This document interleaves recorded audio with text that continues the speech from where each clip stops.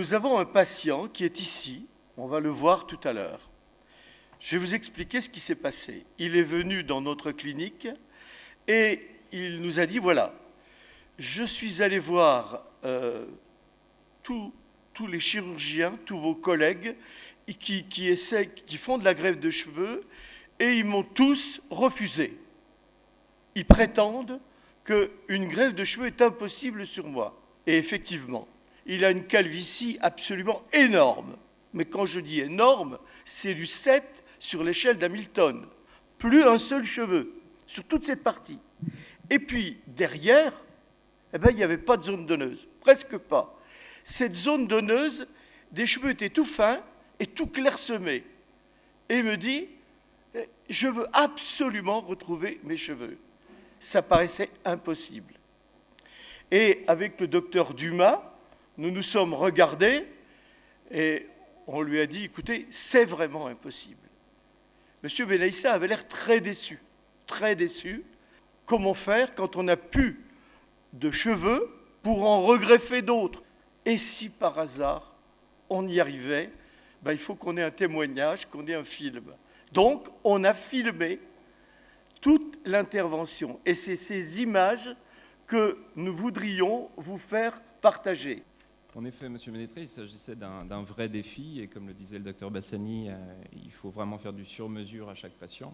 Et donc dans ce cas, nous avons décidé de réaliser une technique FUE, car toute sa zone temporale, donc au-dessus des oreilles, avait une densité largement suffisante pour réaliser cette FUE, qu'on a ensuite appelée la FUE régule. Le but dans ce cas est de réharmoniser la densité capillaire en appauvrissant la zone donneuse et en redensifiant les zones alopéciques. En appauvrissant la zone donneuse sur les côtés. Ça, c'est important et c'est nouveau comme philosophie. Donc, 3 séances ont été réalisées, vous le voyez, sous anesthésie locale, peu d'inconfort pour le patient et l'utilisation de micro-punch de 0,7 à 0,8 mm.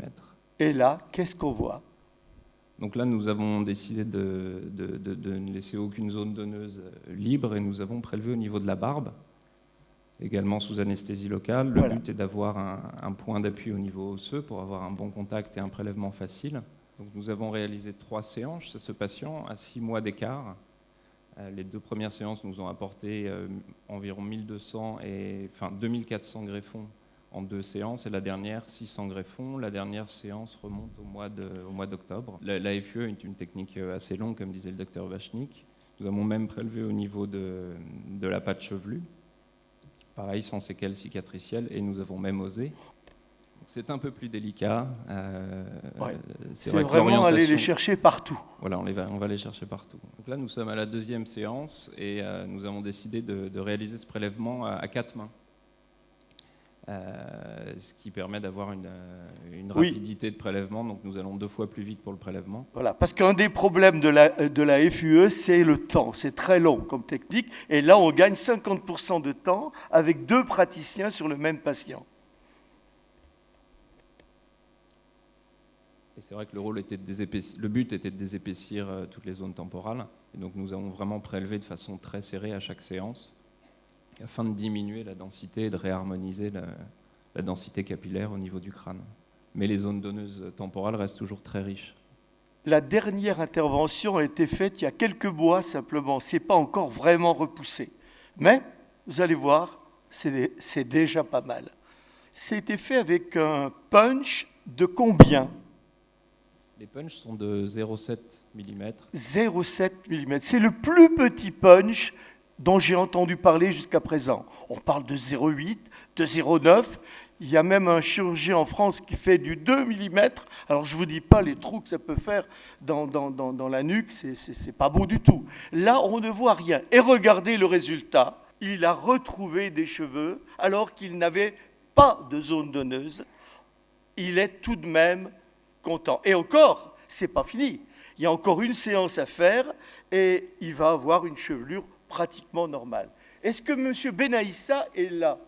Alors, pour vous, le corps, c'est quelque chose de très, très important. Vous tenez beaucoup à votre image et vous étiez désespéré parce que tous les chirurgiens vous envoyaient vous refusez complètement. J'ai fait le tour de tous les spécialistes et malheureusement, personne n'a voulu me prendre en charge dans la mesure où justement, ma zone donneuse était trop limitée.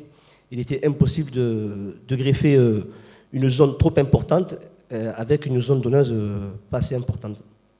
Donc j'ai fait appel à M. Ménetré, où là, on est parti sur un pari fou et impossible. Enfin, on dit que l'impossible n'est pas possible, mais aujourd'hui, je suis la preuve qu'on arrive toujours à trouver des solutions. Et voilà, donc on a commencé en avril 2010, donc une séance avril 2010, une séance août 2010, une autre en octobre. Et voilà, on va en faire encore une, j'espère, très prochainement, dans la mesure où on s'aperçoit qu'on arrive encore à prélever malgré la zone donneuse assez faible. Notre équipe médicale a eu l'intelligence de désépaissir cette zone donneuse pour qu'il y ait moins de différence avec la zone qui est greffée. Donc, c'est régulier, c'est pour ça qu'on appelle la FUE régule. On désépaissit cette partie et on épaissit bien sûr le dessus. Moi, je le remercie beaucoup, beaucoup, beaucoup, parce que ça a été très difficile pour moi. Voilà, aujourd'hui, je suis content.